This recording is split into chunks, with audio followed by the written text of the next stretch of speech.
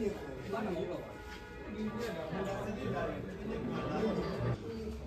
န်းစီပါတော့လက်ပြပါဒီမဲစင်းတွေလက်မှတ်ထိုးပါ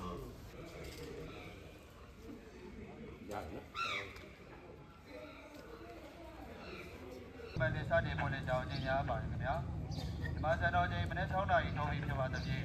ရတနာပုံပြီးချင်းမဲအောင်မန္တလေးစတင်ပေါ်တဲ့ကြောင်းအကျဉ်းများပါတယ်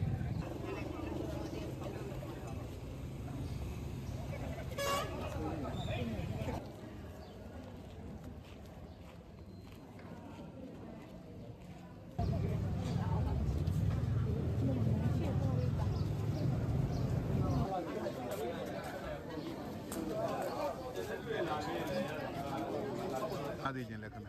အဓိကတော့ပြည်သူတွေကိုကောင်းကျိုးပေးနိုင်မယ်အစိုးရမျိုးဆရာစားဝတ်နေဒီမျိုးကြီးအားလုံးအတွက်